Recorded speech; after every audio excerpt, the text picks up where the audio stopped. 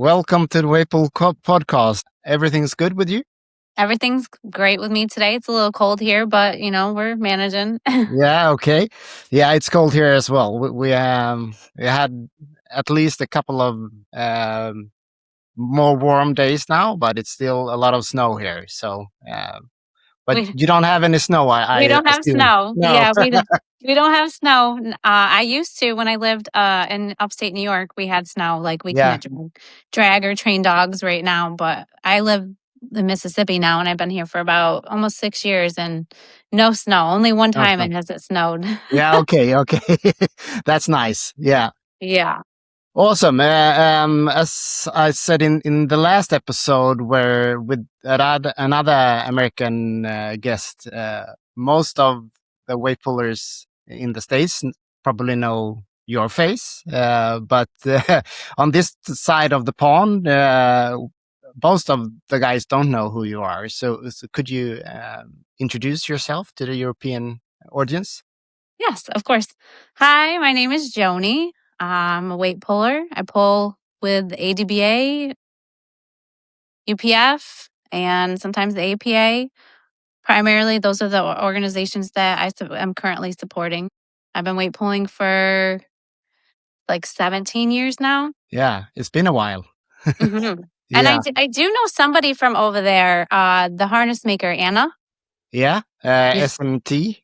Yep. She Yeah. actually came over and picked up a dog from me and stayed the weekend with us. So I did get to know her, and we still are friends and communicate back and forth. She's great. Great Awesome. person. Yeah, awesome. Yeah, she does a lot of harnesses. At least. Yeah. Yeah. She's a good trainer too. Yeah. She knows her stuff. She takes the time to put into the dogs, and she has a good eye to see when she needs the help, when she needs to not. She's a good one. Awesome. Yeah. I tried to get her on the podcast as well, but She's she busy. declined, unfortunately. Yeah. Yeah, she's super busy. She's got 2 little kids and a whole farm going on there. Yeah. Well, awesome. So you've been pulling for 17 years, you said. Yes. But how did you start, and how did you get your eyes on weight pulling? So, I've always had pit bulls, and I wanted to find something to do with them that put a more positive light on them. I had probably 5 dogs at that time, and I started pulling with the IWPA because it was the only organization I could find. We were in the northern area. Uh, I basically was just online one day looking for dog sport stuff, and I was like, I found stuff for agility and I found stuff for weight pull, and I was like, So we actually drove 5.5 hours away just to watch. We drug our kids, and we were in New York, and we went to Pennsylvania to an IWPA dirt pull on wheels and met some great people that I'm still friends with. Missy Keller, Dave, um, Cheryl, Franklin, they are the ones that we first met, and they were so pleasant and so nice. I believe we bought 2 harnesses there and brought them home and started doing whatever we thought was best. I mean, we had no guidance. We didn't know anybody that was in the sport. We probably burnt up our first 5, 6 dogs easy. And at that time, I was with Steve. We were married, Steve Albro. And we just both were passionate about the sport. So we started trying to get better and learn more. We'd go to shows and ask some of the people. In the beginning, it was horrible. We got advice from people that had no business really giving advice to people. The one lady was like, "Oh, you take hot dogs and you put them every 12 inches down the track." No, ma'am, that is not how you train a dog. But we didn't know, so we tried it, and our dogs were not that good. And then we were at a weight pull one time, and somebody showed up with some really good dogs. His name is Anthony Statuto. He showed up with his dog, Rail Splitter. He used to call him Red when he would go to IWPA shows, but him and Ron Portis, who used to pull big American Bulldogs or Pressas or Cane Corso, like he pulled big dogs. But they showed up, and we were like, holy cow, what is this? Like, this is not what everyone else is doing. There's no begging. There's no nothing. Like, they are trained to do this. So we were like, there's got to be people doing this like this. And they were like, oh, yeah, come to the APA. So we did. We traveled probably 3-4 hours to an APA show. It was terrible. We did not have a good time. They were not friendly. They did not call our dogs. So next thing you know, our new dogs were pulling they never called us up to take a turn. So we didn't know the other organization that we were with, they would call you every time they added weight. So you knew when to then it was your turn. This was all experienced pullers and not very welcoming to new people at that point.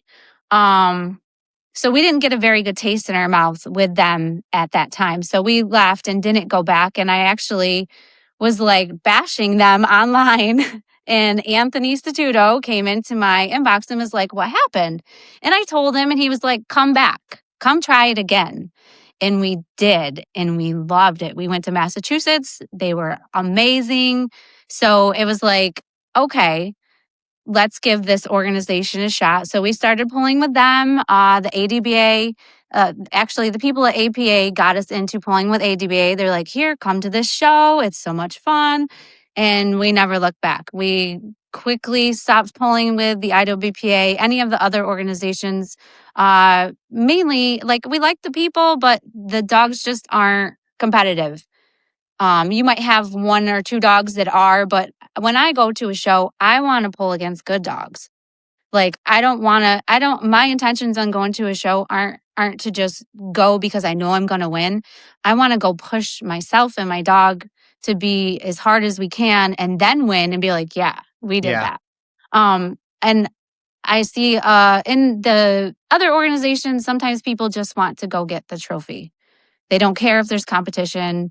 They want to come home and be like, hey, look what I won. And that's not why I'm pulling. I'm pulling to showcase my dog. Yeah, of course. Yeah, it's way more fun when you have good competition. Yeah. And Yes. you feel much more proud afterwards as well. Yes. Yeah. Yes. 100%. Pac, my dog Pac this year won first place at ADBA, which I was extremely proud. I screamed at the end because I was so excited. But he took home a 3rd place in UPF. That was a very hard fought 3rd place. And I am equally as proud of him for that 3rd place as I am his first place. So it's like, it's different organizations, you're going to leave with different feelings about how your dogs did. Yeah. And I have realized now that it's the UPF and ADBA that's the big organizations Over here. over there now. Yeah, but Yeah. you didn't pull at the APA the last couple of years, or I did not pull this last year because I couldn't get the time off work because I took time off to go to ADBA and then I took time off to go to UPF, and my job was like, no, because it's like a whole weekend, and I work Fridays and Saturdays, so it's like they were not having it. So I knew early in the season that I wasn't going to be able to go, so I didn't even bother qualifying. Like, I would go to shows and not pay. I would pull my dogs for the track time, but I wasn't paying to qualify because I knew I wasn't going to nationals. The year before that, my plan was to go to all 3. I had the time off work, but I went to ADBA and came home, and then I got shingles. oh Yeah, and it put me out for 2 months. I wasn't doing anything. It was on my face. It yeah went up to here, down into here, and across into there. It was terrible. The worst pain I've ever had in my whole entire life. But we had to miss UPF and APA last year. I went the 2 years before that to APA. yeah My dogs did okay. I'm pretty sure they either won. Let me think. Yeah, they won their classes that year. yeah Yeah, they yeah. did. You have a lot of I think trophies back there. Yeah. yeah, I have a lot of dogs, so it's Yeah. that's where everybody's stuff goes. Yeah. But I think my pat her down might have took second. She didn't get first, but I believe everyone else that I took that year definitely Yeah. placed.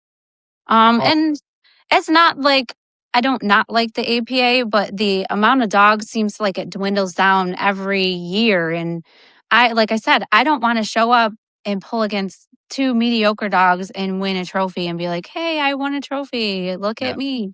I don't want to do that. I want to go where there's going to be 5 to 6, 7, 8, 10 good dogs that have been, trained and they're ready to go. So when it comes time to figuring out what nationals we're going to be going to, that's what I'm thinking about is what dogs we're going to be pulling against. Yeah. Is there a lot of shows nearby you, or do you need to travel a lot? Or So there's a lot of APA shows near me because okay, yeah, I'm in like APA country. Like everyone around me pulls APA. So there's sometimes like from probably March until August, there's a pull every other weekend or a couple times a month between Lori and Gary Hilton and Glenn, there, and then Deborah and their dogs. That's 3 different people that are all hosting, trying to get their dogs qualified or trying, because with the APA, if you have 10 polls, you can go for dog of the year. So they got to each have 10 polls, that's a lot. That's a yeah. lot for each of them to do. So there's always a poll going on. And then I'm over here like, hey, let's have a UPF poll. So I throw that in there too. And then we have an ADBA show that's like an hour and a half away from me. That's the closest one. But currently, the Georgia Club is going to start doing Weightpull, I believe. So we'll be able to go there. That's a couple hours away. And I believe also the Florida Club that does a show is going to be starting to do Weightpull too. So ADBA Weightpull is about to take off down here where Oh, I live too. yeah, Because that's right now I nice. do have to travel. I have to travel to Tennessee. They have 2 shows a year, but that's like 8 hours, between 7 and 8 hours. So it's a long ways away.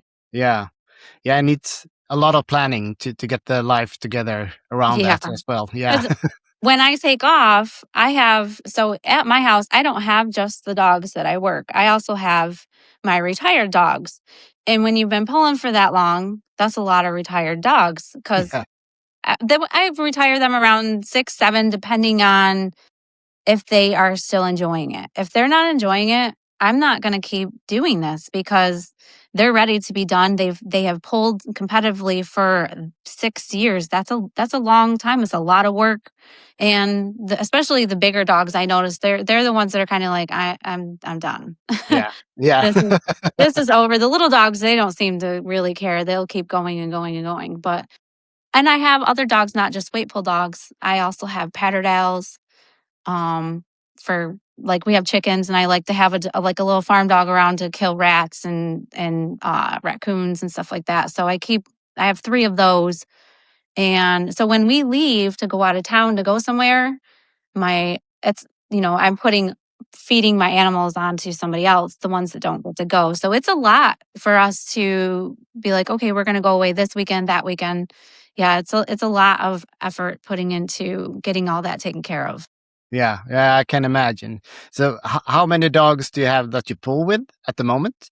Right now, so I am just what okay. So I call it like, let's see who's going to pull this year. So I'll have a whole bunch of dogs that I start with.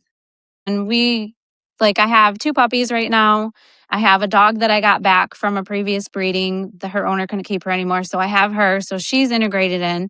I have a dog that I sent out to be bred. So she was gone for about a year and a half. So she's back. So I have all of them in the mix with my dogs that I was pulling last year. So it's like right now there's a lot. There's like 7 or 8 dogs. But when it comes time to go to nationals, there will not be that many because they're not all going to make the cut. They won't. No, and when you travel anywhere, it's hard to take 7 or 8 dogs with you Right. as well. We have to rent a van to go to UPF. Yeah. Like a big cargo van because I want to take like 5, 6 dogs. Yeah, yeah, and then you need some space, of course. Yeah. Yeah, Yeah. I have some friends that have they've recently bought vans. Like Emmanuel recently bought a van. My friend Erica bought a van. I'm like, I need to buy a van. yeah. It sounds like it. Yeah, it Yeah. really does. Oh, let's go back a little bit. You said you had pitbulls already when you found weight pulling. So Mhm. how did you start with dogs? Have they always been there with you or Yeah. yeah. Yeah. So growing up, my parents, we always had a bunch of dogs, like 4 or Yeah. 5 dogs. It was nothing for us to have. We always had at least one, but it was nothing to have like 4. Okay. Yeah. So then I want to say I was 16. Yeah, I was 16 when I got my first pit bull. I told the guy I was dating at the time I wanted a dog. We seen a litter of puppies. It was a little brindle pit bull. His name was Chaos. He was my first pit bull. He was just like a backyard bred dog. I don't even know what pedigree he had. He was a great dog. I had him for probably 12, 13 years before he had a medical issue and ended up having to be put down. But after I got him, probably by the time I was in my 20s, I got another dog, and her name was Josie. So then I had 2 pit bulls. And then I met Steve when I was 21, and he had a pit bull. So then we were like, he gave me the Richard Stratton book. I don't know if you're Oh, yeah. familiar. Yeah. So he Yeah. gave me that, and I read it front to back within like 24 hours. And I was like, I want to look out the window and see a whole yard of dogs. And he was like, oh my God, what did I do? And it's been not looking back since. Like, I've just been like, oh, I want this dog. I got to have this dog. And yeah. Yeah. Yeah, it's easy to get hooked. Yeah. Yeah. And I honestly, I like dogs more than people. I really do. Yeah. There's no nonsense with them. What you see is what you get. They're loyal. Like, they, you can look a whole mess and they don't care. They think you're the most beautiful thing in the whole world. Yeah, yeah, yeah. So That's a amazing trait with the dogs. Yeah, it's yeah. I don't have a dog at the moment, and that's one of the things that I really miss. What, yeah, however you feel, they just yeah they adore you, whatever happens, and that's an amazing feeling every time you get to see them. Yeah, yeah, yeah. I love dogs. yeah. I see that, um and then have you how long because you are breeding dogs as well Yes. and when did you start to breed So let's see. When Steve and I were first got together, we started breeding then. yeah We bred a dog named Ty to a dog named Josie, and we had Capone and Biggie from that. And we kept Capone, and Biggie went to our friend. We didn't really like at that point. We were just breeding pit bulls. Like, there was no. They would hang from the spring pole. They would kill like a woodchuck or anything like that, but we weren't really doing anything with them. They were more just pets. So it was like we weren't really into breeding like I am now. Um, if I'm going to breed a dog now, I'm only breeding for myself. You know what I'm saying? Like, I'm not going to breed a dog because, oh, everyone likes this color of dog. Let me breed this color of dog so I can try to make money. Or that is hasn't. I don't even sell dogs. If I'm doing a breeding, I'm probably keeping 3 or 4 out of it, and I'm placing the rest with people that I trust because I want them to be successful. yeah And I believe that the biggest part to the puppy being successful next to genetics is who has them. Because you can have the best bred dog in the world. And if that person that ends up with that dog isn't committed to training or doesn't know how to read dog body language, that dog is not ever going to reach its potential. no It just uh, won't. oh that's very true. That's very true. And so by the years you have switched a little bit what Yes. kind of pitbulls you're breeding. Yeah. So I would say when we were first pulling in the IWPA, we met a person that, because at that point we just had pit bulls. They registered pit bulls. They were small. I think the biggest one may have been like 65 pounds. Well, this guy from Connecticut named Todd Sheehan showed up and he was like, "Hey, have you guys ever heard of Whopper dogs?" And we were like, "No, what is that?" And he's like, "Oh, my friend has a litter of puppies and they're Weightpull dogs. They're specifically bred for Weightpull. Go home and do your research." So we did. And it was amazing. Like, I don't know if are you familiar with the Eddington story? No, not at all. Okay, so Eddie Eddington made the Whopper dog. He also made the Willie Make It dog. Like, he's responsible for both of those Weightpull lines. But so the Whopper dog is actually a Mastiff, American Bulldog, and a Pit Bull all bred together. Like, him and a couple of his friends got together and were like, let's be mad scientists. And they actually made like a large weight pulling dog, and they were dominant. Like, there wasn't a lot of dogs that could beat them. They were dominant for a long time. And the stories of Eddington is he was one of the best trainers ever. Um, he could train puppies like nobody else. And there are some videos floating around over here of him, and he was pretty good. But like, if you even look back at like the records and stuff, he definitely was winning a lot. Yeah. Yeah. Sounds like it. And So how big was they? big, 80 to 120 pounds. Oh, yeah. Yeah, is the biggest they really get. But they gave the ABs a run for their money because the American Bulldog is very hard to beat on the weight pull track. They dominate usually. Yeah. Yeah. I've seen Brian and Melinda's ABs dominate for years. Like, they're just remarkable dogs. They don't quit and they just are very strong, like naturally strong. Um, so anyway, we did our research and we were like, okay, let's get one. So we did, and her name was Eve.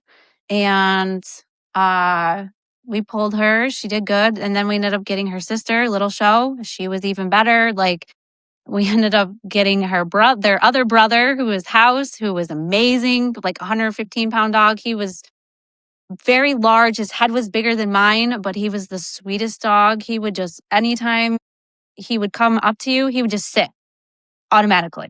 And he wasn't trained that. It was just, he was like that. It was his personality. Like, he was a big dog, but then he'd be like, okay, I'll sit down. And then he knew you would pet him. So, and he was good. They all won national titles. Like, they were definitely a good line of dogs. And they're off from Richard Dunn's Working Dog Kennels. Okay, yeah. He bred Big Show to Lulu. And that's where all of those dogs that I just mentioned came from. He's also an amazing trainer. That's my mentor, Richard Dunn. He's taught me a lot of things. Yeah, basically, when I first remember, I told you Anthony reached out to me and was like, "Hey, give it a shot. Come back to Massachusetts." I did, and that's where I met Richard. I met Anthony, like, got to know him better. I also met Malik Ferguson, like a lot of people that at that time were very intricate in weight pulling. Yeah, and then we were pulling Whopper dogs and pit bulls Yeah. for a while. It's hard for me as a breeder. It's hard for me because I don't want my dogs getting treated ill or bad. So every time you do a litter of puppies, you have to worry about where they're all going to go. So that's what I struggle with as far as keeping the line going, because no one else is really breeding them. There might be a couple people here and there, but they're not pulling them. You know, they have just transitioned to like a pet almost. And the ones I have, they are not happy like that. They need to work. So I'm at a turning point in my life right now where I need to make a choice if I want to keep it going or if I want to go with the smaller dogs, because the smaller dogs are easy. I'm 46. I'm going to be 46 in March. I can't keep going with giant dogs. Like, No. they're bigger than me. So I have been transitioning to smaller, the pit bulls. Yeah. Yeah, pit bulls and patterdales. I do have some bigger dogs, but nothing over like 70, 75 pounds anymore. No. It seems like that's the theme all over. Actually, it's the same over here. The bigger dogs are just pretty much disappearing. It's a couple of guys that has big dogs, but otherwise it's getting fewer and fewer each year. It seems like it's the same over there. Yeah. I Yeah. sent a dog over there that was a Whopper dog. Did you ever hear of a dog named Monster? A big brindle dog. To which country? I sent him with Anna. Okay. Yeah. No. I've been way too focused on the Scandinavian scene. Okay. So it's pretty much the last 12 to 15 months that I've been looking both out in Europe and over to the States. For me, this is kind of brand new. The Weightpull That's cool. world outside the Nordics, pretty much. So it's I'm learning a lot every week. So it's very very interesting. But yeah, I feel like I have no knowledge in weight pulling, even though I started 2010. So it's been a while, but with all these interviews, I'm learning so much, and it's very very interesting to hear. But yeah, the Whopper dogs, I've heard of the name Whopper dogs, but I don't know that much about them. More than you told me now. So yeah. Yeah, Eddington's Wanna Be a Whopper is probably the most famous one. Okay. Yeah. Yeah, he's in most of all the pedigrees. Like if anyone talks about him, that's who they're gonna know. Yeah. Interesting. But I like them. They are not just so I use them for dual purpose. Like at my house, they're also my defense dogs. I have them on corners of the perimeter of my property, and they don't let any animals in, and they don't let any animals out. That's a good trait. Yeah. Yeah. So I like them a lot for that because a lot of my pit bulls are like, you can rub my belly. Yeah. Like they're not like that. And these guys, I think because of the Mastiff influence, they tend to hang on to a little bit more of that guardian breed. Yeah. Yeah. And it's not like they're not like aggressive. They're not going to tear anyone's arm off, but they will stand their ground and be like, you're not coming in here. Yeah, and that's enough Yeah. many times. Yeah. If you don't know dogs, then you better back off if a dog stands their ground. Yeah. So but the transition to the pitbull is it hard, or is it no? No. Weightpull's not what I have came to realize is it's not really about the breed because you can have a 10-pound pattern behave the same way as a 60-pound pit bull. So it's more like when it comes to training them and getting them ready for stuff, it's getting to know them and figuring them out. Like what quirks do they have? What do they like? What do they enjoy? Oh, this dog really likes ball. Okay, I'm going to reward him with ball after work because then he'll be like, okay, once I'm done with work, I get to play ball. I have a Patterdale that loves to go hunt rats in the shed. So when he's done dragging, I go let him loose in the shed for like 5 minutes, and he's like, yeah, like. So it's like it's also noticing when they're stressed. Like each dog is going to show stress in a different way. You have to be able to pick up on that and help with the cheat rope, give an encouraging word, an encouraging pat, like whatever it is in that drag field. When it's you and that dog, you have to be knowing what you're looking at in order to get to the top level. Yeah. Like anyone can put a harness on and go out there and drag the dog around. But when they go to put that dog on the track, they're not going to get the same results as somebody that has really put the time and effort into their dog. Yeah. You can see that difference pretty easy actually when it comes to the shows.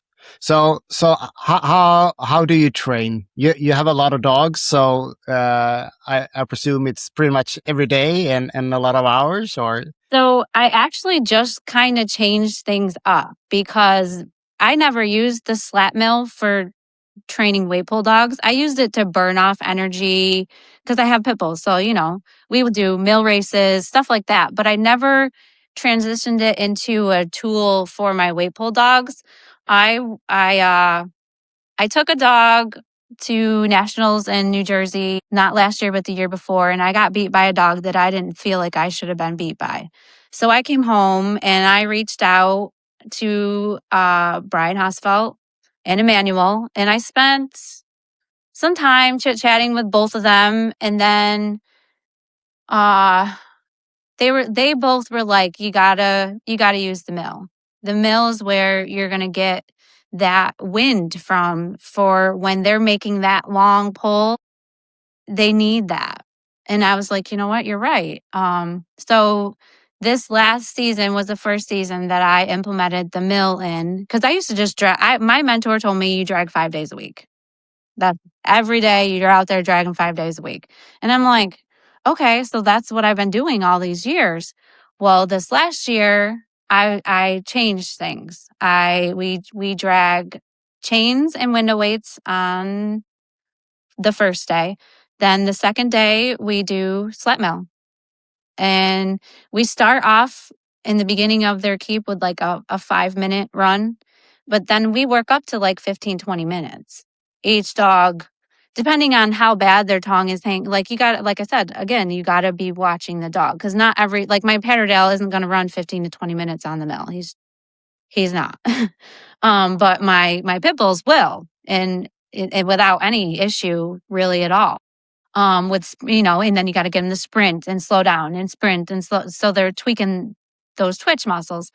And then so on Wednesdays, on the third day, we do drag sled. So it's different because chain is like 25, 30 feet long. The drag sled is more like the track, because you make sure your weight is about 6 feet behind you, like on the track. 5 to 6 feet is your trace. And then you just add weight. And every week we would go up. But that was what they did, because I believe it works different muscles than, it seems like drag and chain, they get lower and they work more of the back rear muscles and stomach muscles. And then it seems like on the sled, they're engaging more shoulders, neck, and stuff like that. So it's different workouts. And then the next day, day 4, we go back to the mill. And then day 5, we go back to drag and chain and window weights. They're usually off on Saturdays and Sundays unless we have a pull.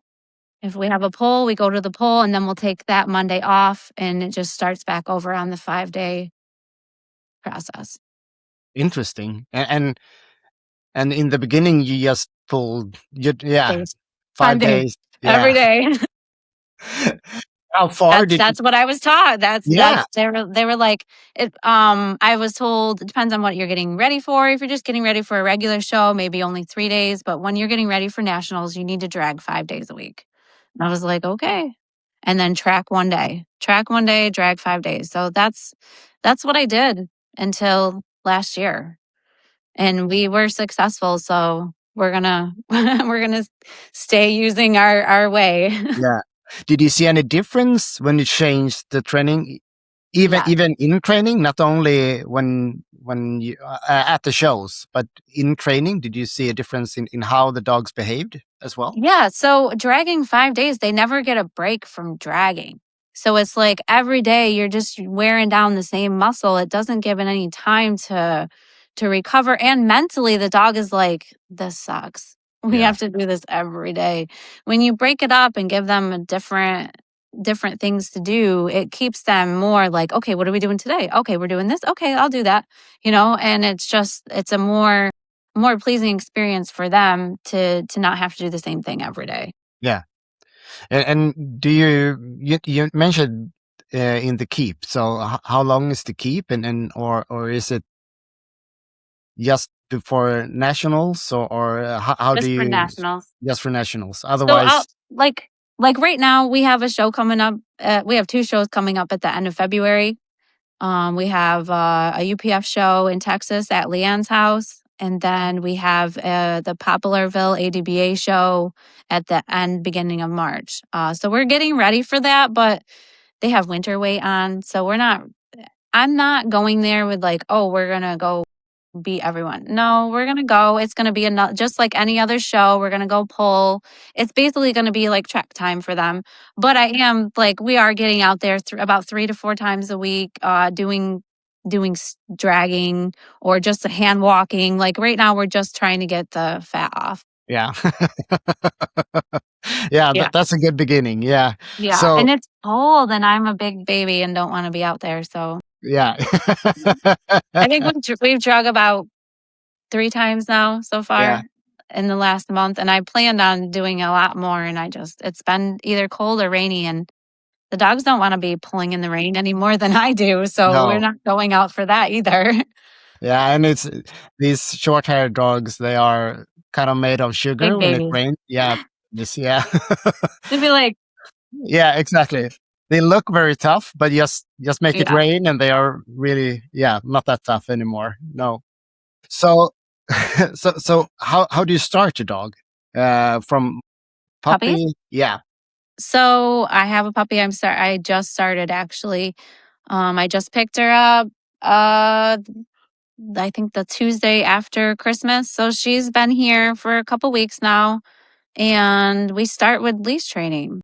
Like, they have to be able to walk on the leash in order to even comprehend following me. So, the first week is just hand walking. They go out to the drag track, like the drag path, like all the dogs do, like they're going to drag, but they just go for a walk. And we do that for a week. And then next comes the harness. They do the same thing, but we have a harness on now. And puppies, I hate trading puppies. I'm not even going to lie because they just want to bite everything. Yeah. Like, "Oh, a new toy, let me bite the harness." And I'm very strict even as a puppy, there's no biting the harness. Like, no, no biting the harness. I will let my dogs, bite the leash to, like, carry it themselves, but not when the harness is on. Absolutely not. And they learn that from a really young age. As soon as the harness comes off, they're more than welcome to go on ahead and grab the leash, but while that harness is on, they are not to do that. They are to be working. And even as puppies, it's like, no, don't stop and smell the grass. You have a harness on, you're at work. Very similar to the people that train them for service work. They're not allowed to do all that stuff either. So I'm definitely not going to let my weight pull dog do it. So basically, they go out to the drag path, and it's a harness with no chain for a week, and then it's a harness with chain.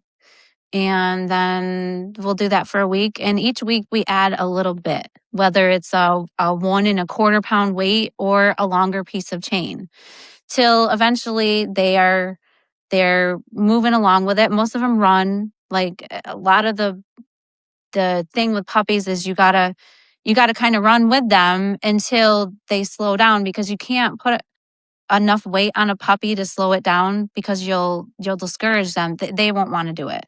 So Exactly. you have to keep it fun and bouncy in the beginning and teaching the command work, work. I say in my drag training we drag probably 50 feet and then we take a break depending on the dog. But I say break. That means stop. The dog I just got back wasn't trained by me. She has no clue what I'm saying. Or what I'd be like, and that so it's like I'm teaching her like this means stop. Um, and it's like they get it. I got Demet back as an adult and I taught him break means stop. That means you're taking your break. And I have some dogs that even on the track you can get them to do that. Like if you see them trying and they're not going anywhere, you can say break and they'll stand there for a minute and you give them a chance to catch their breath. And sometimes when they engage, especially if you have a dog that hits it, that engaging it will give them what they need to get it going again. Yeah. So it's a good thing to teach them that it's okay to stop when I say. Exactly. Yeah. Do not stop when you want to. It's only when I say, and I will correct. I use my dogs are always on a leash and collar. I don't ever let them drag with nothing, just loose. No, never. Because there's too much room for error. And I don't want to fix something. It takes too long to fix issues. So it's easier to just prevent issues by always keeping them on the leash. And a lot of times, even with their track training, they're on a leash for a very long time. So long that they forget that it's even there. You know what I'm Yeah. saying? Yeah. Like it becomes just just like the harness. It's not, oh, I have my leash on, I have to pull. No, the leash is always there. So that way, when I take it off, it's not like, oh, I don't have to do it because I don't have a leash. No, they don't even notice. They don't notice that the leash isn't there because it's just been there for so long. Yeah. And I can imagine that makes it way easier to get them to pull straight as well. Mhm. Yeah. I have it. That part is hard. Yeah. Yeah. That part is hard because, especially with a younger dog, because say it's not pulling straight, you don't even really want to be focusing on that because you're looking for other signs, triggers. Are they looking to jump off the track? Like you're looking for everything else. That pulling straight doesn't really even. I don't even know if I might say get off the rail, or I'll take my finger and hit the track in the middle, or say get over here, or I'll take my hand and move it down the middle of the track Yeah. because they'll follow you. Yeah. They are seeking comfort at that point because they're probably nervous or scared or whatever. So if you give them something to come towards you with, they will usually respond to that very well. I have other dogs that don't want me in front of them. I have to get off the track and work them from the side, and I can hit the track in front of them, but my body in front of them means stop. Yeah. Yeah, so it's like it's hard. Like not last year, but the year before, was training 3 puppies at the same time, all from the same litter, and that was hard because 'cause they're all moving at different rates, and I knew right away that the 2 of them had it and one of them didn't, but I still gave him a shot. I still worked him right up until he was about a year old, and then I was like I even took him to nationals and just let him have I knew he wasn't gonna win, but I let him have the experience just because. A lot of times I'll use my not so great dogs to know when to bring in my better dogs. Like, oh, this dog is quitting. Okay. Now I know I need to bring in my better dog because that dog just quit, which might be crazy to some people, but Yeah. it's easy for me to do that. And just because they're here and they're not as good doesn't mean they don't get to go. Like I'll still take them to shows and stuff. I don't have the same expectations as I do like my better dogs. Now, I can imagine that makes it a little bit easier for you as well, because then you don't need to have the pressure on yourself as well, because it's I not can only have the fun. dog. Yeah, Yeah, you can I have can have fun. Yeah, fun. I'm having fun pulling my non-great dogs because yeah, like they're not there to win anyway. We're just there to have fun and hang out and pull. And exactly. then once they go out, I'm like, okay, now it's time to really like shift into a different gear. So Yeah. it's definitely easier for me, and I don't really know anyone else that does it. Not everybody has that many dogs, so Right, right. that might be one of the reasons. But it's also I like the idea because you know your own dogs better. Yes, So than someone else's. yeah, Yeah, because sometimes you'll be like, "Oh, I'm gonna gauge my dog off this dog." Well, unless that's somebody that you train with every weekend, you don't know that dog no, because that dog, when you seen it last time, might not have been great or might have been having a bad day or might have been recovering from something. And the next time you see that dog, he may be a lot better. So I don't do that anymore. Yeah, I learned a long time ago. You don't. I've had people be like, try to do that to me, like well, the last time I pulled against that dog, he wasn't very good. Well, okay, that might have been when I first got him, but now it's nationals and you got to pull against him when he's just had a whole national keep. So have fun. yeah, And they'll be like, "Oh, well, he wasn't that good last time I pulled against him." I know, I put the time in. Like, yeah, he yeah, got a lot better.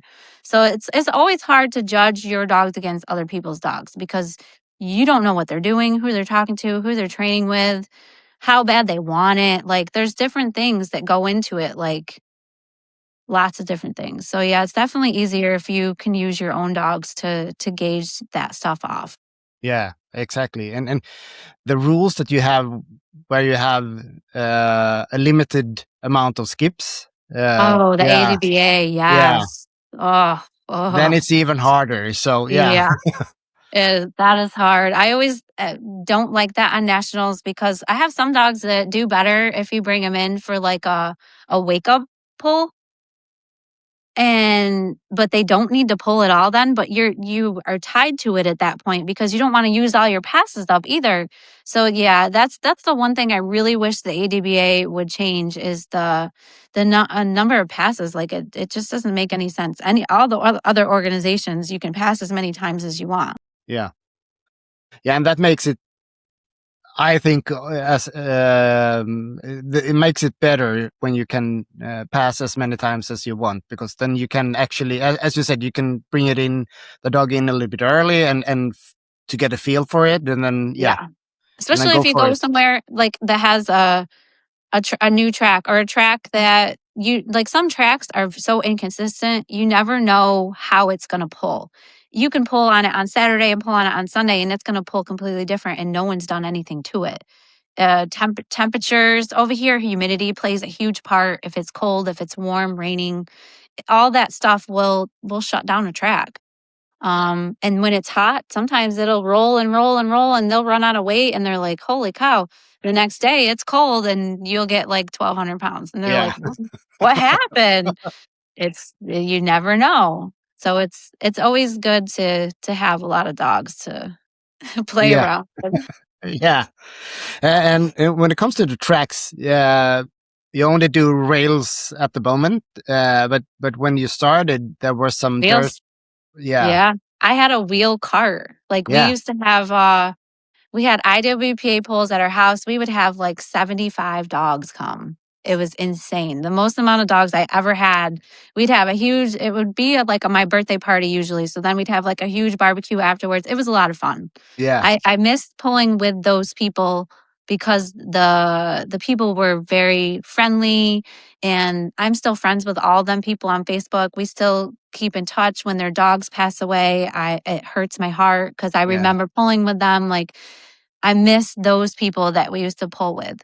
Not that there's not great people with the other organizations, but it's just when you're getting started into it, and you make those friendships, and then you don't get to see them anymore, because I haven't been to an IWP poll in probably 12 years. Yeah. So I haven't been able to see any of those people. No. But is there is there an urge to do any dirt on wheels again? No, not at No. all. So here's the thing with wheels. I'm a competitive person.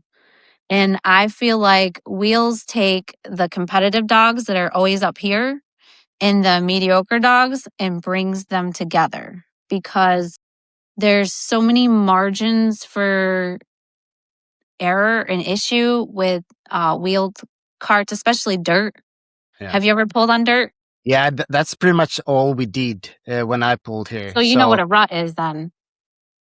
no, Like a I don't. like a I can't say that I know that expression. So Okay. So we had dirt tracks here where, say, like halfway through the pull, next thing you know, there's a lump in the track. That's called like a rut. okay. So say the tire rolls up to the line and it's stuck in that rut. You're not moving it. But say the next dog pulls up and it's not stuck in the rut, and they get it easily. And that dog isn't even better than your dog, but it's just the luck of the draw. Like, the margin for error is way bigger with dirt tracks.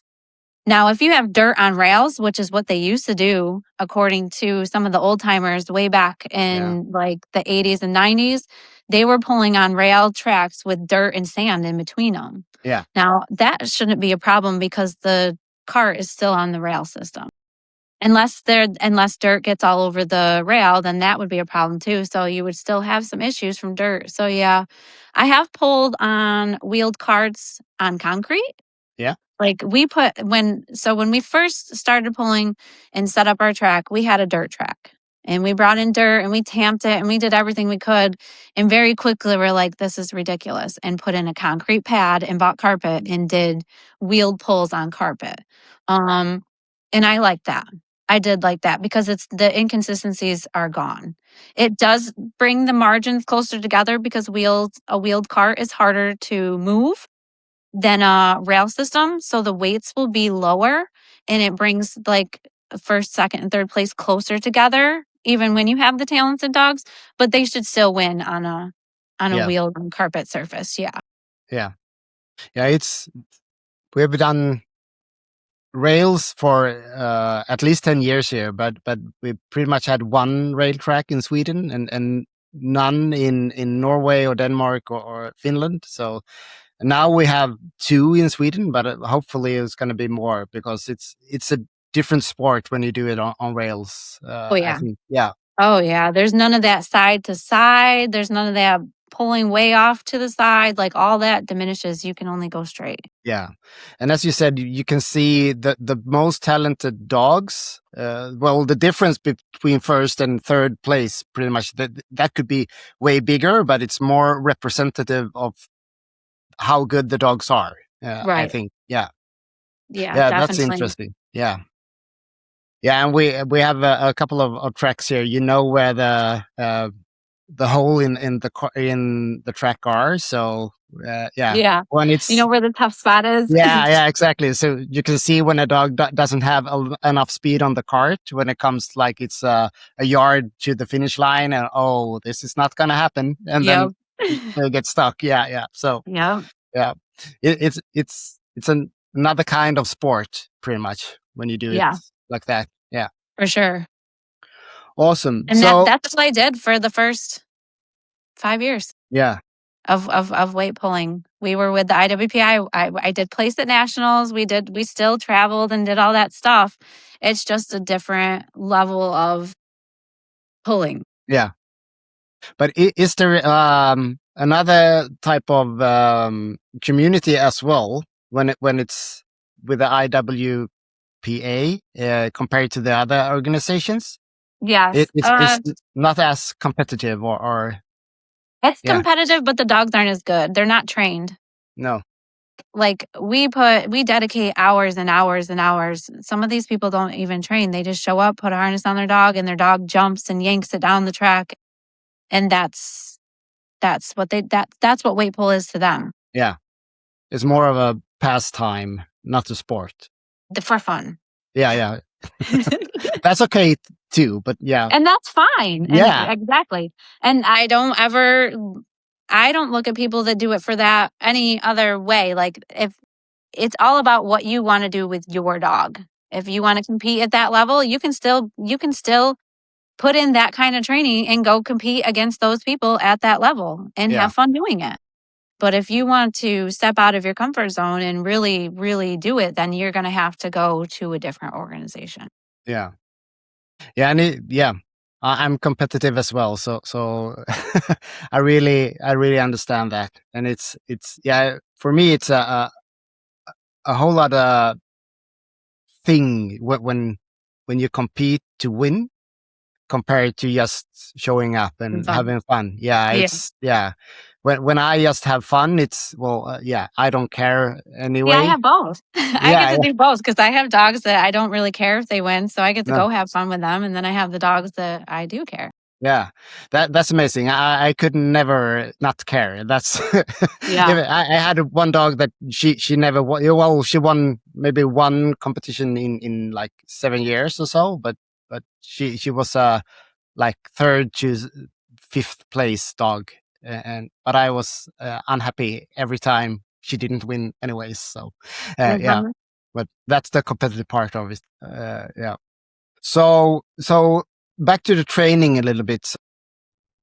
You do the keep before nationals, and a couple of days a week uh, throughout the rest of the year, except wintertime. You don't train at all, pretty much. So when nationals are done, we're done. You're done. Yeah, Yeah, we're done. We don't see another harness unless I have a puppy. yeah, This year I did have a puppy. She's about, I want to say she's like 7, 8 months old now. Her name is Ula. So she did get some practice time in with the harness, but all the rest of them, they do not. And I don't care how much they scream at me from their kennels. They need the break. yeah, They really do. Like what we just went through, like all the work and the travel and the pushing them that far to their hardest and expecting their hardest from them, like that's a lot. mm, They're a dog, yeah, they need they need the rest, they need the break. Otherwise, I feel like if you rush it back out, when you do get them back out, they're gonna be like, oh, we're doing this again.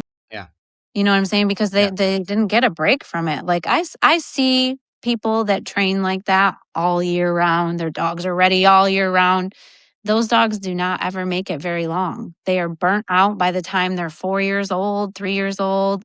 You're like, where did that dog go? Well, they're tired of it because you never gave them a break. Like that's all their whole life was just that every single moment. Like I just feel like they need time off.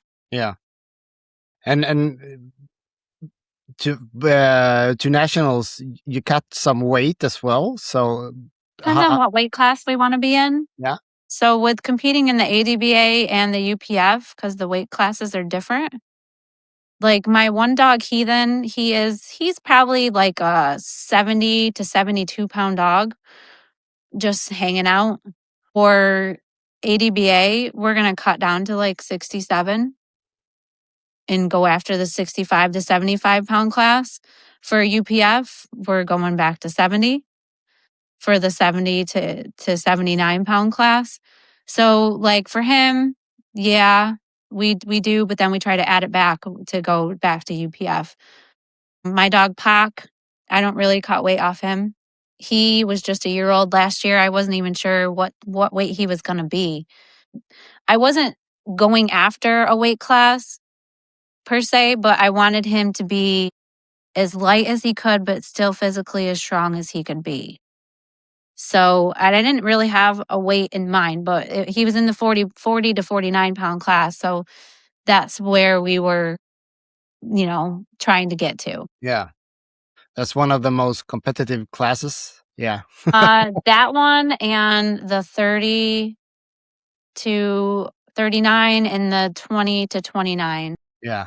Yeah. Those Those are, classes are where a lot of the best dogs are hanging out at. yeah.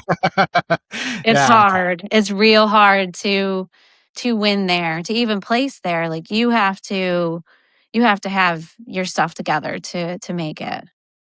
Yeah. I've seen the results and it's yeah. It's Eh, crazy to me yeah. to watch like youth. So what is always crazy to me, especially with the 20 to 29 pound class, is you'll have a good 21, 22 pound dog in there and they'll get beat by a 28 pound dog for percent.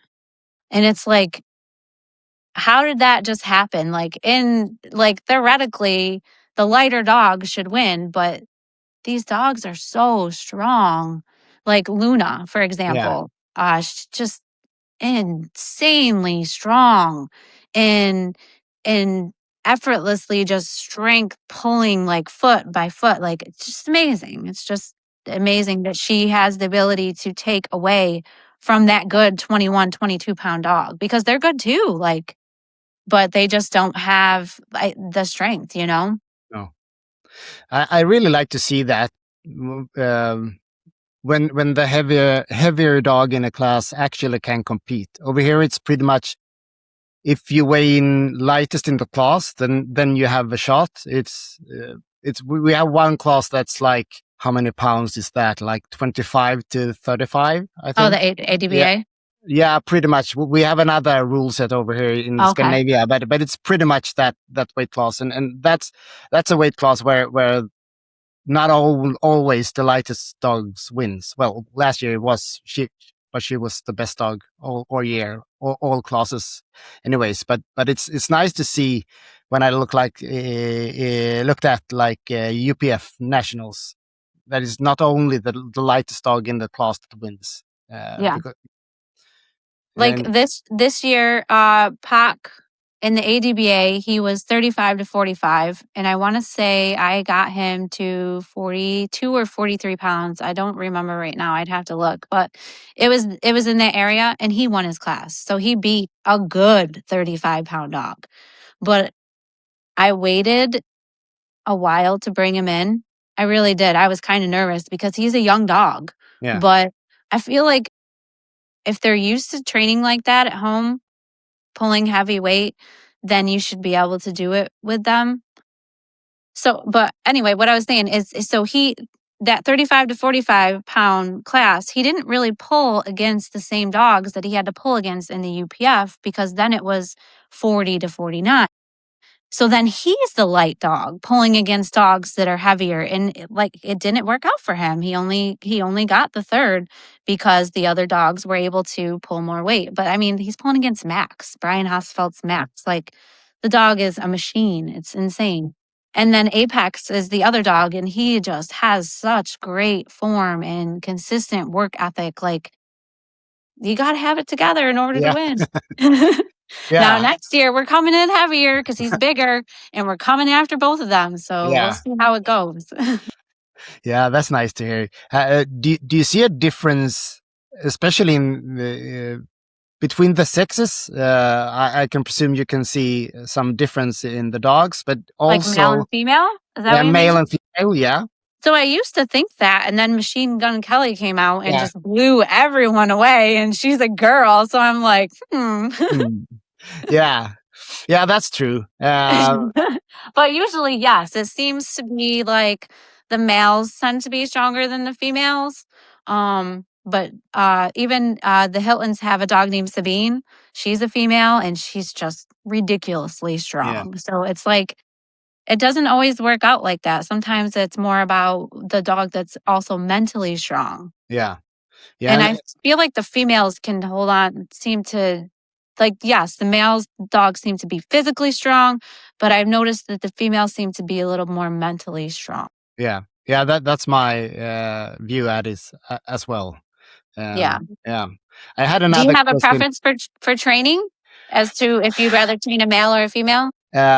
I think it's easier to train female dogs because they are mentally stronger when it comes to track work, at least. But when it Hmm. comes to drag work, the male dogs are just machines. Yes. I Yeah, feel like the females can be lazy. yeah, a little Like, bit. yes, they're mentally strong, but they're like, Yeah, exactly. as to where the male's like, I'll do Yeah, whatever you yeah. They're, say. yeah, they're a little bit goofy and Yeah. yeah, yeah. I You just just I go for it. the thing I hate about the male dogs is they have to pee on everything, Yeah, and they're obsessed with the female dog pee. yeah, So it's yeah. like, and the females don't care. They're like, I don't care that dog peed there. It doesn't matter. But the male's like, oh, I gotta get there. And I'm like, oh my gosh, who cares? So Exactly. that's my biggest issue, is just the males can be retarded about stuff when it comes to stuff. Yeah, yeah. No difference between dogs and humans. So yeah, People. pretty much like that. Yeah. But another thing that I was thinking about, have you seen any difference between how fast they mature as well? Does it take longer for the males, or what's your experience? Yeah, and that's where you're also gonna see size come into it. Cause like, so I have a 14-pound Patterdale that I train. So let's just do last year's lineup. We had a Patterdale, we had Pac, we had Enya, Heathen, and Demet. So 5 dogs that we went to nationals with and pulled. Now, it seems like the smaller dogs mature faster, as to where, like, my big dog Heathen, mentally, he's going to be 3 in March, and this is his year. Yes, he's won nationals both the last 2 years, but it wasn't as strong as he's going to be this year, because mentally I can tell in him he's more mature. He more is feeling himself. Like, you can just see the difference in him. But I noticed with the Whopper dogs, that's how it is. You don't really get what you're getting with until they're about 2.5, 3 years old. And that might come in from the Mastiff still, because it's a bigger dog. Yeah, But my pit bulls and my Patterdale, they seem to mature pretty fast. They're usually ready to go around 9 months old. yeah. Yeah. And how old are they when they kind of peak? Do you think the smaller dogs? 2, 3 years old. Yeah, Yeah. Like, Pac is gonna be 2 this year, and I'm expecting him to be very dominant. yeah, Yeah. Because he knows what it's about now. And I'm going to do my part of it and get him ready. And I just feel like this year is going to be a good year for him. yeah, yeah. Yeah. It sounds like it. Him and Heathen are my best dogs. Yeah. Yeah, by far. And those are the sizes of those dogs? Pac is, last year I pulled him around 42, 43 pounds. This year I'm probably going to pull him about 45, 46. And Heathen is 72. Yeah, Yep. 72. Yeah. That's like the size of my male that I pulled a lot with. Yeah. Yeah. Yeah, he didn't mature until he was very old. He had his best Yeah. weight pull season when he was 9 years old. Yeah. So yeah, yeah. So yeah, I've it took a seen a long lot time. of I've seen a lot of dogs. I remember you know the Maynards, right? So they used to have this dog a long time ago named Medusa. And I remember them bringing her out, and she was a beast. Like watching this dog pull, I was like, oh my gosh, like insane. And he told me, he was like flat out, he's like, I want to say the first year he tried her, she sucked. She was terrible. He actually put her up for a long time and brought her back out, and it worked. It worked. I mean, years she was put Yeah, up for, and he brought her back out, and it worked. So there's definitely method to madness around here. Like if you have a dog and it's not working out, put them up. Put them up, make them watch everyone else work. You'll build jealousy out of that. And it encourages them to do what they're supposed to do, I think. But yeah, it's crazy to hear about dogs being better as they come out at an older yeah, age though, for sure. But yeah, 9, wow, yeah, that's yeah. amazing. That he was. Yeah, that was amazing. But I did as you. I changed the training method when he was 7, and Hmm. yeah, and all That's of a sudden, everything. yeah, yeah, it was a big difference, very much so. But I was thinking about you have a track at home. I do, but it's Yeah. not even put up. No. So I've had a track I went and picked it up not last year, but the year before that. And it needed plywood and casters and carpet. And at the time, my fiance was working out of town. So I didn't have like anyone to really help me with it, do the guy stuff. So it didn't get put back together until this year, or no, last year. He put it together for me, and we have carpet. I just need to get the plywood. So it's Yeah. all together in my backyard, just no plywood. No plywood. So you No don't plywood. do any track training at all. I do. I just drive my dogs to the Hilton's house, Lori and Okay. Gary's house. They live about 30 minutes from me, and we train every weekend Yeah. when we're getting ready for stuff. Like right now, we're not doing anything. I haven't been up there. They haven't done anything. Like I think they're just dragging too. I don't think they've been on the track either, but it's coming. Usually, when we start getting ready for Poplarville, which is always the end of February, I'll be like, hey, what are you guys doing this weekend? What day is better? You want to do it in the morning or at night? And we'll get together, and we spend every weekend together for months out of the time. Like that, their kids love me. We're like family. Yeah. Yeah. Yeah, for sure. Yeah. You need to be like that if you're gonna train that much together. Yeah. Yeah. And they help me with the cart. I help them with the cart. Lori is amazing. She's honestly like a vet. She has just a wealth of knowledge. Like anytime I have something going on, I will send her a video or a screenshot, and she'll be like, "Oh, yep, this is that here." Or she'll be like, "Come on up. I have this. We'll do this." Like she's just amazing. She's my best friend. I don't Nice. know where I'd be without her. That's really, really good. Yeah, it's good to have someone in this Yeah. like that. You know what I'm saying? Yeah, because you need to be kind of single-minded when you do this. Yeah. You don't have time to do pretty much any other stuff because No. yeah, especially if you're gonna train 6 or 7 dogs, it's yeah, Yes. it takes a Yeah. lot of time and yeah. And how do you do the cart training? Do you do it like a weight pull or So sometimes we'll rep it out where we'll do like 5 reps, they take a break, and then we'll add weight, and then 5 reps, take a break. Other times we run it just like a pull. Other times we don't put much weight on at all. We just hold the cart back to give resistance. And then once they engage real hard, we let it go so they kind of get that reward. That almost teaches them to dig per se. Like it doesn't work with every dog, but I've seen it work with many dogs. They really like the reward of the cart moving easy. And that's hard to do when you have a bunch of weight on it. So the best thing to do is to not put a bunch of weight on it, but hold it back so they're getting the same type of feeling. But then when they really give that form, you want to give that reward. It's just like any other training. Timing is everything. Yeah. You got to have the timing down. Like clicker training, it's no different. You got to know when to click to reward the behavior, so you timestamp it so they know what they did was right. It's no different than track training and holding back and letting go. No, exactly. Do you, when it comes to rewards, do you do any treats when you do the track? Yeah. Yeah. But so puppies and young dogs, when they're first getting started, get treats at the end of the track. Only after they make the pull. I don't do treats at hooking up. There's no treats on the track. But at the end, when they come off after they did whatever I want them to, there's a treat. And sometimes it's just sitting on the ground. All they have to do is get there and go get it. Other times it's in my pocket. It depends on the age and where they're at mentally. Like a real young novice dog, I might just throw it on the ground. So as soon as they get there, they can smell it and go to it. As they age, then they're in my pocket and they come off and they sit and they look up at me like, "Where's my treat?" "Oh, here you go." So I'm the treat lady.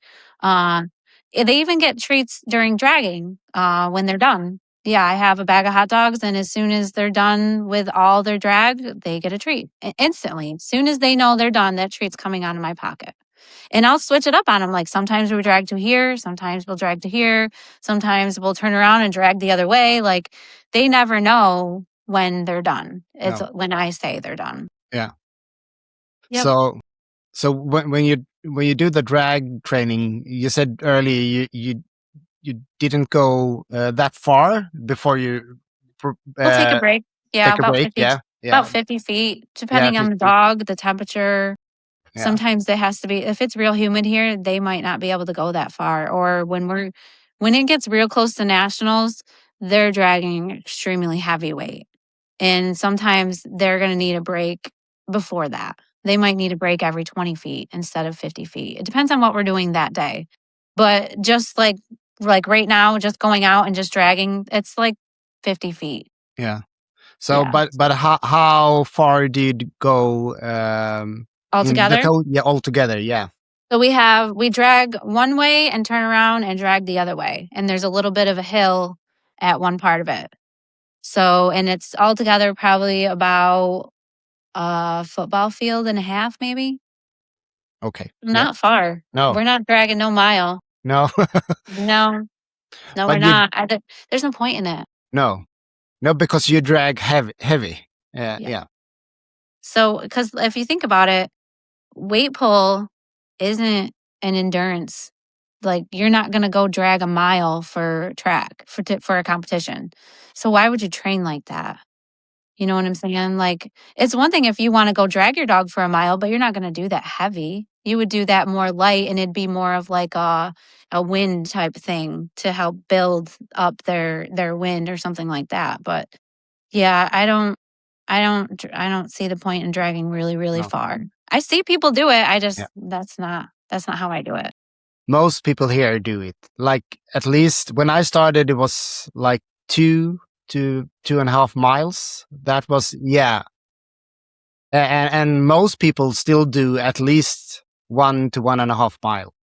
Yeah. And if you asked me a year ago, I said at least 1 mile each time. So, but now it's more like maybe a quarter of a mile at the longest. What I'm looking for with dragging is the same thing on track. I'm looking for form. I'm looking for not quitting when it gets tough and they want to quit. Like I'm bringing them to that point in the drag field and not letting them stop so that it translates over. Like I have to pull till mom says I can stop. No matter what surface we're on, it's the same thing every time. And even like I would rather honestly have a dog when it can't pull no more. I'd rather have it just stop and stand there. You know, just take a break. Okay. Don't jump the track. Don't turn around. Like my dog Natasha was notorious. Me and Laura used to call it the unicorn spin because he'd be like, he'd engage and he'd start going. Then all of a sudden be like, I can't do it. And he'd spin around. I'm like, what are you it was moving. What are you doing? And he'd be like a unicorn. I'd be like, oh my gosh. And that's when he's done. There's no point. I'm not going to beg you. I'm not going to beg you. No. If I can't get you mentally prepared for the situations I'm going to put you in, then that's my fault. Yeah. That's another thing I'm big on too, that I see a lot of people blame the dogs, blame the breeder, blame the track, blame the judge. There is no one to blame but you. You are the only person. If you didn't prepare your dog for that show, that's a you thing. Like you can't blame other other environmental things because that it's your job to get your dog ready, prepared mentally for whatever they might come across.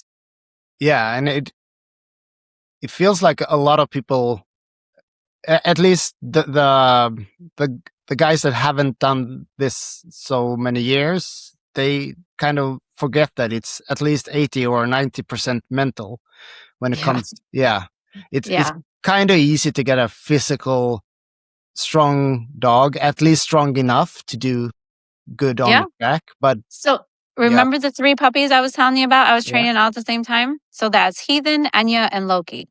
Now Loki was way stronger than both of them, but not mentally. Mentally, he would crack in the drag field. He'd crack on the track. Like he just couldn't handle the pressure. The pressure stressed him out. And no matter what I did, it wasn't ever going to fix.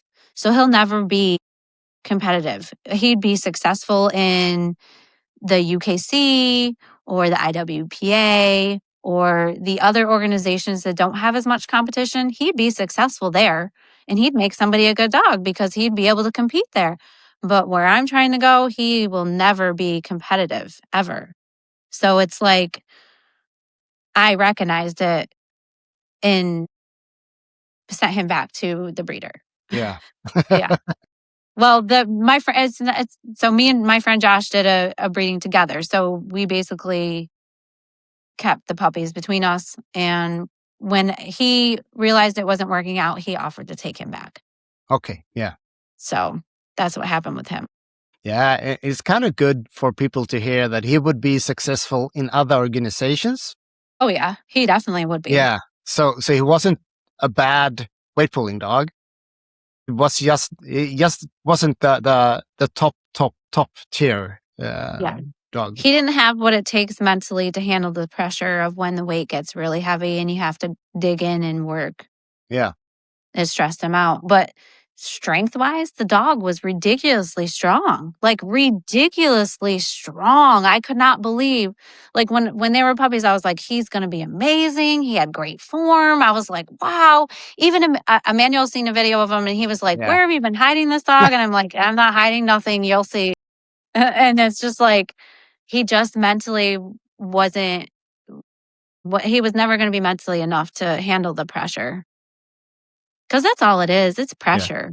Yeah. And you see it with police dogs, bite work dogs. They can't handle the pressure. They got to go do something else because they're never going to make it in their field. Exactly. Yeah, and it's when you try to train to be the best, then the pressure is enormous. Yeah. Yeah. Yeah. Like even so, this last year I took Pac, and like I said, he's young, and he's never really pulled inside. Like in a building. Like we pulled in a big open pole barn like ADBA does, but the UPF is inside like I can't even, like you've seen the videos. Yeah. It's like it's not a building, but it is a building, but it's like a meeting hall or something like that. So it's loud and echoey. He was terrified. Yeah. Terrified. So I ended up having to bring him in way earlier than what I would have anywhere else, which made him burn out because he had to keep pulling. Yeah. You know? Yeah, and the environment there could take a lot of the strength away because they focus so much on that environment. Yeah. I mean, he was a mess. I was like, I said, Emmanuel, look at him. He's like, you better pull him. I was like, I know. Because he was just, I'd never seen him like that. He was beside himself. Just a young dog, not familiar with it. And just like, he would sit with me. But besides that, he's like, put me right back in my box, Mom. I don't want to be out. But this year we're gonna do things a little different and get him a little more. Yeah. That's another, like, we're going to Leon's and Ron's in Texas. That'll be inside. So yeah. Yeah. Trying to get him a little more ready for the big stage. Yeah.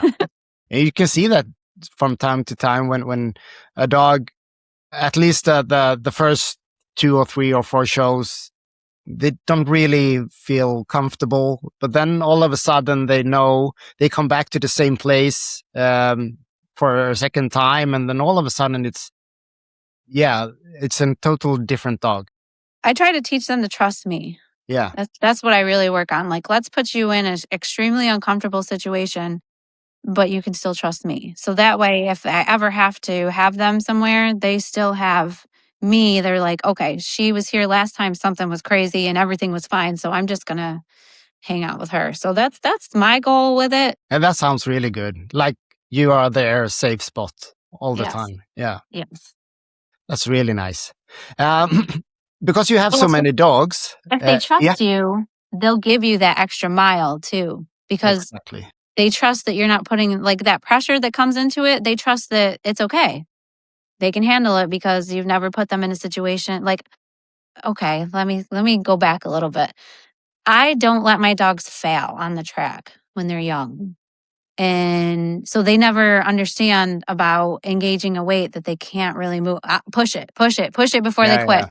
And like, I am not always nice to my fiance doing car practice because I'll be like, I'm doing it. So like, because I want like then like, so he's when me and my fiance first got together, he had never done weight pull, never been around weight pull, never been with anyone that had umpteen million dogs. Like, so it's all a new experience for him. Yeah. Thank God for Bobby. He went to UPF last year and fell in love with the sport. And he's been to other nationals. He's been to ADBA, he's been to APA, and never has he fallen in love like he did at UPF. The environment, the people, the dogs, it was the whole experience. Just, we came home and he got a dog. He has his own weight pull dog though. So it's like, it definitely is a whole environment at that show. But back to what I was saying, when I was training him to be my cart help, it's hard because if you don't know the sport, you don't recognize certain things that people like the rest of us would be like, why didn't you push the cart? You could always see the dog was struggling. Like, so yeah, it was a little bit getting used to it for him, but now he's great. He really, he can read a dog just like I can. And for somebody that's never trained a dog to be able to read him that good, it's pretty good. Yeah. So he's came a long way. He carries my dog for me. That's nice. That's really nice. So my best dog is Heathen, and he won't walk down the track. He won't. He will not. And rather than drag him, I just carry him. Yeah. Well, I have Bobby carry him. Yeah. So he won't walk down the track, but I will pull. He will not go. You know how if like he won't go that way to the cart. Yeah. He'll turn around and come the other way. Yeah. But he doesn't like, and I see a lot of dogs don't like going that way because they only want to turn around and go the other way. And they'll do it the whole way down. They'll keep trying to turn. He's just too big for all that because he's 72 pounds. So he's too big to be fighting with on the track like that. So it's easier. And the ADBA has the no dragging rule that you can't just grab their collar and force them down the track. So it's easier for me to just have someone carry him. Yeah. But do you always, I've seen this a lot now when I looked outside the Scandinavia. A lot of people, yes, they walk down the track and then they turn around. We don't do that at all here. We come from behind the track and just walk up on the track and then start pulling straight. So I play with my dogs. The ground on the outside of the track is lava. Yeah. Okay. For Yeah. me and you, we only come on the track one way, and that's at the end, because that's the only way we come off too. Yeah. So there's none of this walking down the side and then getting onto this. No. It's you enter and exit the same way, and that's the only way on. I want them to think that's the only way on or off the track. So yeah, I walk down the track, or I walk them down the track, and I might be on the edge of the track. Yeah. So then there's a really good reason to why you walk down the track. Yeah. Yeah. Nice. And then I was thinking about when you train, when you have especially when it comes to the drag training, you have a lot of dogs, but you only train one dog at a time. Yes. Yeah. Yeah, I can't handle more than one at a time out, because they'll just want to play with each other. And then I'll be correcting behaviors that I don't want to deal with. So now I have seen people, Malik Ferguson, I don't know if you are familiar with him. He's not really pulling anymore. He hasn't been pulling in probably like 3 or 4 years now, I think. But he used to drag all his dogs together. Yeah. And he'd hook them all up, and they would all just go. Like, I don't know how he did it, but they just did it. Mine would be like, I wouldn't even attempt it. No. And Emmanuel has, I believe he told me he uses Tokyo to help train his puppies. If he has a puppy that might be being a little difficult, because he can go drag her and she won't pay no attention to the puppy. So he can just focus on the puppy. My dogs, any of them, if I have a puppy out, they're going to be like, let's play. Like, it just, no, I don't have anyone that's trained that good enough, I guess. I don't know. So yeah, so it's a couple of hours every training session. Yeah. I did 3 hours today. Yeah. 3 hours. Yeah. And we trained 8 dogs. Yeah. And that 2 of them are puppies. So, and they take longer. Yeah. Yeah. Of course. Yeah. Yeah. So it's a lot of job, a lot of work. Yeah. Yeah, for sure. And a lot. Next to last question: how close to nationals do you still train? How many days of rest do the dogs get? A week of house rest. A week. So they come inside. Yeah. So we train right up until the last week before nationals, and then they come in to my house in crates, and they are just totally rested for that whole week. Yeah. Yeah. So yeah, I've heard that before from some of the other guys I've been interviewing, and yeah, rest before the big events are really, really. And that's important. even from my mentor. Rest Yeah. the week before. There's no reason to do anything with them the week. You've already put all that time in. The best thing they can have at that point is to rest. Yeah. And recover, let all their muscles recover. And it also, like, it amps them up. Yeah. Yeah. So then when they get to the pole, they're excited, you're excited. Like, it's just a whole vibe. Yeah. Yeah, exactly. Yeah, I just realized I have a couple of questions more. Do you Anything to do, so we can. That's really, really good. Yeah. Do you feed kibble, or do you do raw, or how do you do it?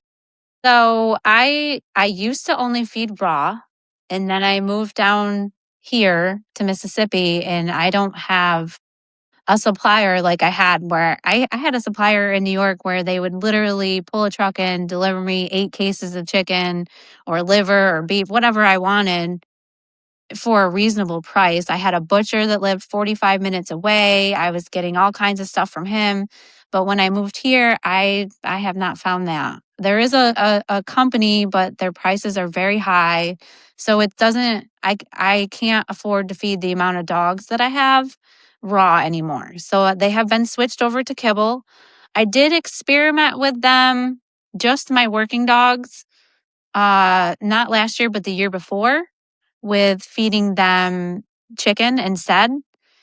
And I didn't notice a difference at all. And it was a lot harder to maintain their weight. We struggled with, I believe, water weight is what we were struggling with, because we were feeding a lot of chicken. But it didn't, I definitely like the poop aspect, because there's hardly any, but it didn't really work out for me. And I didn't see a benefit. So this last year we just stuck with kibble, and they did well. I'm happy with how they conditioned up their muscles, their strength, their recovery, everything. But I do switch the dog food that I feed when we're getting ready for nationals. We switch to a higher protein, a better, more expensive food. Yeah. Like, not that they eat crap right now. They eat Diamond High Energy. I don't know if you're familiar with that or not over there. So it's not a garbage food. It's a decent food. But when we're working, we're feeding Victor Performance. Okay. Yeah. Yeah. And it's like $50 a bag. But it's good stuff. Their poop is good. Like it there's definitely a big difference in it. Yeah. You can Yeah. spot And the difference in the dogs as well when yep. you change. Yeah. Yeah. Their muscles they condition up better. But I mean, we're also let's be honest though, when we're getting ready for nationals, we're also using supplements. So I supplement with Vortex. Is that what it's called? Can't think of what it's called right now. Yeah. I think that's what it is. Yeah. It's whatever Emmanuel told me to use. Yeah. That's what I used. Yeah. Okay. Then I know what it is. Yeah. Yep. That's Yeah. what we use. And then a joint supplement, and then I'll also like give them some yogurt because I believe probiotics are pretty important when they're pushing themselves that hard. So I supplement them with yogurt and beef liver also, because liver is amazing. It's like a vitamin for a dog. Yeah. Yeah. Yeah. You have pretty much everything you need in the liver. So Yeah. that's really Yeah. good. Yeah. So and I have chickens, so we also do. So when we're getting ready for keep and doing our keep after our workout, they'll get all their supplements, and they also get egg. That's when they get all that stuff. So they'll get yogurt, egg, the powder supplement of Vortex. Yeah, that is what it's called. The powdered supplement, and then they also get the liver. And that's like their after they workout meal, so that they're not out there with like, Yeah. hungry, empty stomach, or basically you're replenishing what you just drained out of them in the drag or whatever work they did. But yeah, that's so they get like that after their meal, and then they eat their regular food after Yeah. that. So, Whenever I and get around to feeding that day. yeah. And that meal directly after the training, that's kind of a treat for them as well. I can Hmm. imagine. Yeah. Because Hmm. it's, yeah. Oh yeah, Long. they look forward to it. As soon as I put Yeah. them in their kennels, they're like, "Hello." So, Yeah. like, I was, like, waiting until I got everyone worked and then doing everyone at the same time, and last year, I got everyone's ready before, and I would put them up and immediately give them their supplements. Yeah. Yeah. Yeah. And do you see the jealousy between the dogs when you train them? Yeah. Yeah. Yeah, I do. Yeah, So, I had one of my dogs last year. Oh my gosh, I was so devastated. 3 or 4 weeks before nationals, one of my dogs busted out of his cage and got one of my other dogs. Yeah, and they're big dogs, 72 pounds versus a 68-pound dog. Yeah, it wasn't fun, and I was at Lori's house because we had just did track time, and they had oh, no, we did track we had a weight pull the night before. I had spent the night because it was late when we got done, and we were getting up in the morning to do the weight pull, and yeah, there's a fight. And me and Lori, who are like 5'5", I think Lori's maybe 5'3", maybe 5'2". I'm not sure. She's not very much taller than me. Had to break them up, yeah. Oh, and it took us a minute. They had a good hold on each other, but we got them apart, and she helped me doctor them all up. But one of them had a hole in his foot, and that was Demet. And we're talking nationals is in 4 weeks, and they both oh, were going. And then he had in his neck, and where else did his shoulder, and he had him good. He was about to make him pass out. That's how good he had him. Yeah, it was insane. But I was able to get him doctored up, and they both did well. I thought Demet's foot was bothering him a little bit at ADBA. I definitely think it did, but I don't think it would have changed his placement. okay. He's the dogs he's competing against were just very, very good. Yeah, because he's in that 55 to 65-pound class with David Guatierrez's dog, can't think of his name. It's Pac's brother, King Argon. That's his name. And he's just amazing dog. His got it mentally. The dog is so strong mentally and physically that I think he's the best dog out there right now. I really do. That's nice. Yeah. Yeah, I do. And he was in the Because he hasn't 55 to 55 to 65. Yep. And then he brought him up to pull at UPF 60 to 70, 60 to 69. Yeah. And he did great. Yeah. Like I don't see anyone even beating him, which goes along with their father's Fresh. Yeah. And no one, like Fresh's first year out, I think he got beat here and there. He was young. But once he matured, I don't remember really anyone beating that dog. It would come close. I had a Whopper dog named Snickers that came real close, like real close. Like I have videos of them, Snickers, Badu, and Fresh just going at it, but they could never beat him. And I would say that David's dog reminds me a lot of his dad. Yeah, I think he'll be unbeatable for the next few years. Oh, that's amazing. Yeah. What is it that makes him so good, do you think? Mind. Yeah. That mental strength. Yeah, because his brother is a little bit smaller than him. His name is Flex, and he's just as strong, but I don't believe he's as mentally strong as David's dog. And my dog's off them too, and he's not as mentally strong as the brother either. So I'm not like calling anybody's dogs out or anything. I'm just saying that David's Yeah. dog is mentally strong. Yeah, I told me and Emmanuel were talking about it, and I was like, that's the dog you should breed to Machine Gun Kelly, because they're the two, in my eyes, those are the two best dogs right now in the United States weight pulling. Yeah. Yeah. Probably the world, I would say, actually. Yeah. Right? Yeah. Especially when I like numbers. I'm a mathematical guy. I like data, and when you see the percentages of, especially Machine Gun Kelly at UPF was insane. And I don't even think she was done. I think she probably had more left. Yeah, that was her second pull, I think. Yeah. As well. So that was crazy. It was really crazy. Yeah, and regarding that, how many attempts or pulls do you do typically with each dog? Is there a number or because, what do you mean? Like if I'm going to a show, how many times? Yeah, exactly. Okay. So it's kind of changed. It used to be like you wouldn't want to pull more than 10 times ever. You know what I'm saying? That's just, you're asking a lot out of your dog to pull a lot of weight 10 times. So and like I said, that's what it was for a long time.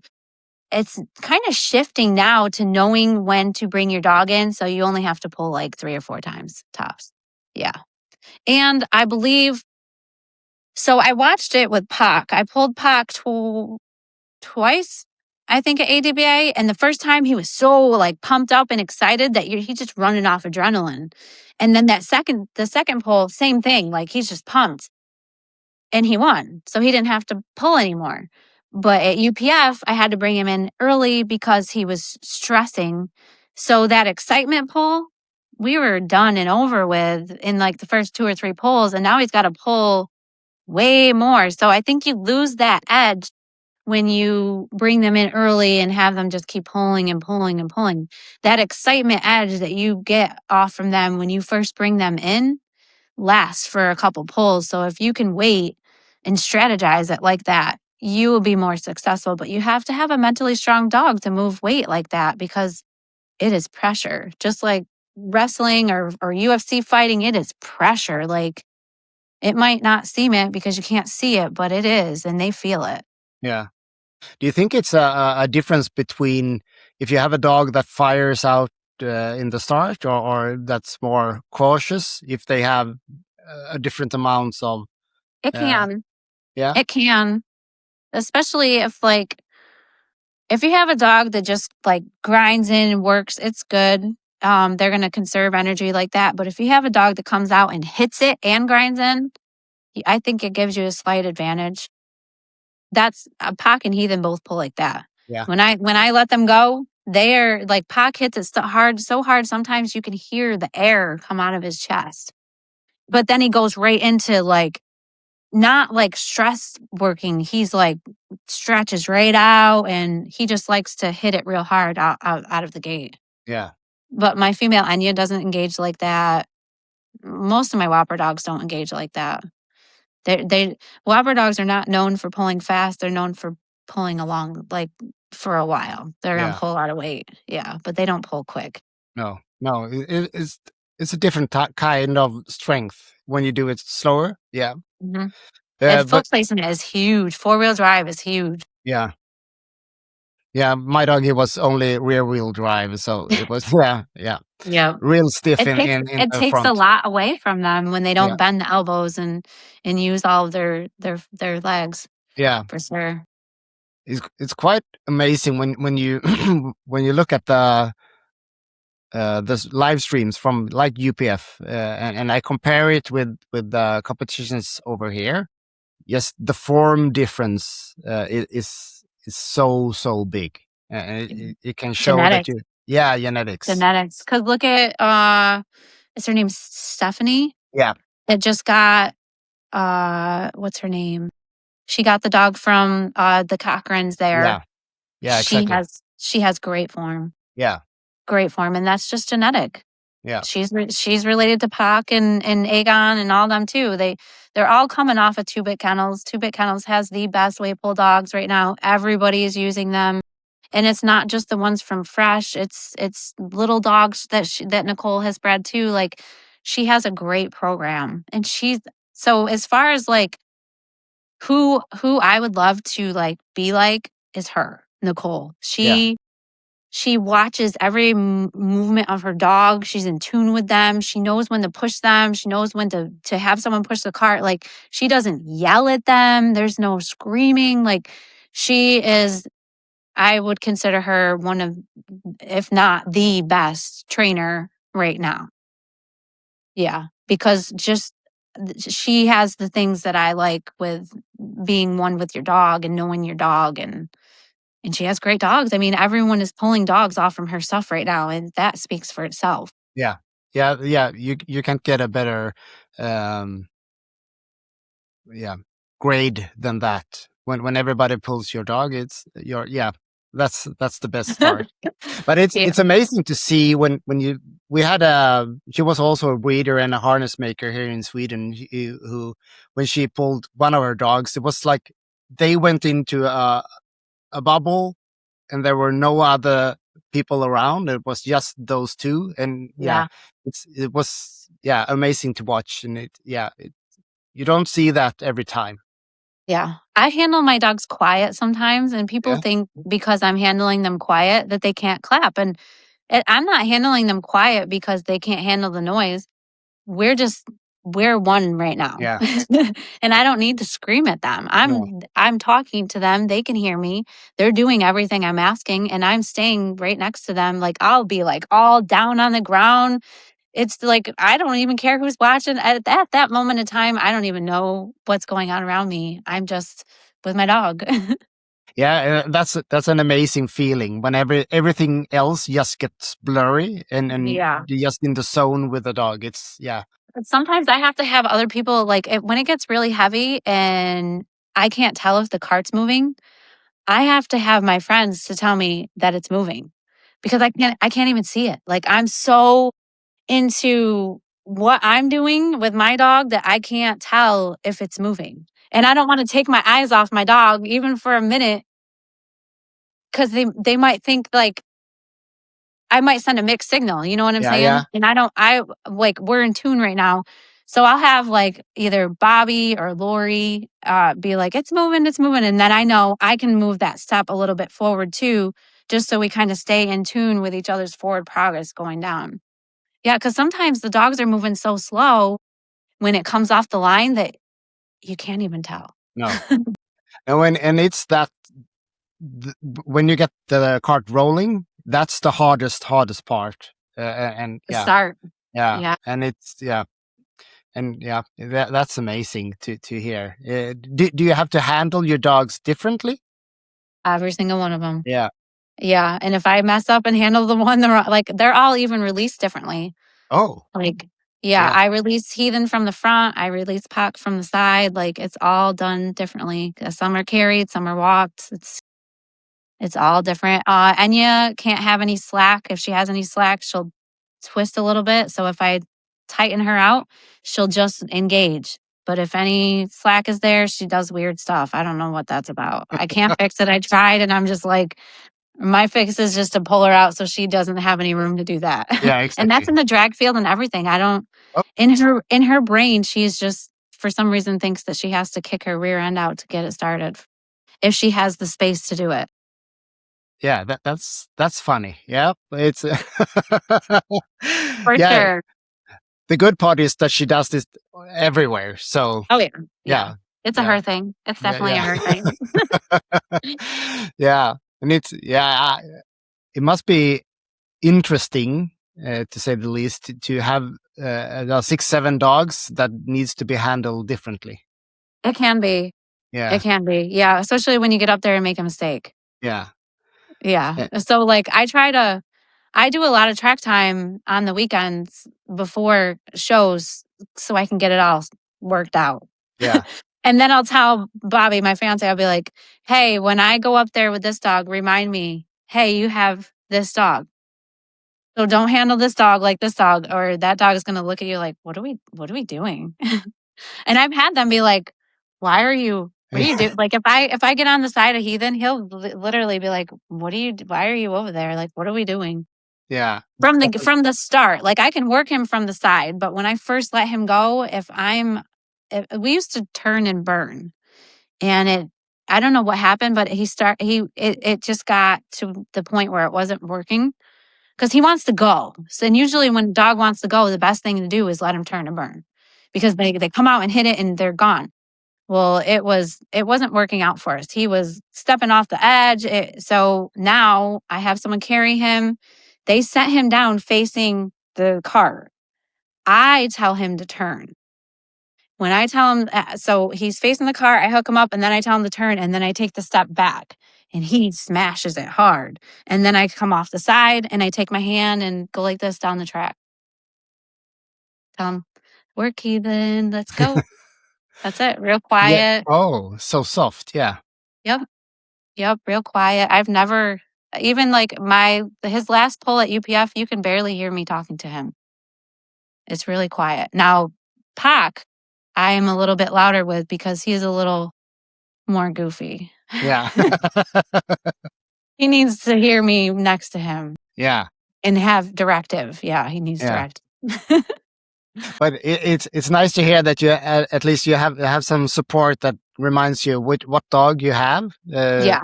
And we try different stuff. So when I'm up at Gary and Lori's, they have a bunch of dogs too. So we're always like, well, let's try this. Or I'll be like, hey, how did they look when I did that? Well, they responded to that. I didn't respond to that. So it's nice to have multiple eyes of people that you trust that are only trying to see you and your dogs succeed. Yeah, yeah, because somehow you need to find what works, and yeah, the typical thing is that you don't find that directly. You need No. to test some things out. Yeah, Yeah, for sure. Because you could try 5 different things and none of them might work. And then boom, you try one thing and it's what you've been looking for. yeah. Well, that's nice. It's really nice. Well, we've been doing this now for almost Almost 2 2 hours. hours. Yeah. Definitely gonna have to cut that one down. Yeah, but so much good conversations here. So probably not. But I hate to end this, but I think we need to do that. Anyways, it's been a real. Otherwise, we'll keep going and going and going. Yeah, yeah, yeah. Yeah, I find more questions and yeah, you remember more stuff. Yeah. But before we go, I start to ask everybody the last question. Is there anything you want to say to especially the Scandinavian audience, but also the European audience that we haven't talked about now? My key points, the most important things are knowing your dog, learning your dog, having a good harness, working your dog and resting your dog. Those are the most important things. If you do all those things, you will be successful in any organization that you pull in. And don't listen to people talking crap. Let that roll right off. Who cares? Who cares if someone doesn't like who you get your harness from, who you got your dog from? That has no business in Weightpull. No. None. So don't even listen to it. Don't even pay no attention to it. Find your little family crew, stick with them, and have fun. Yeah. That's really, really good words. So we're going to end with that. And yeah, I'm very, very thankful for the time. And Have fun. Thank you. yeah, Thank you for it was giving me the really, really opportunity to good. talk with you. It was a lot of fun. Awesome. Awesome. Great. Thank you. You're welcome. Bye. Bye.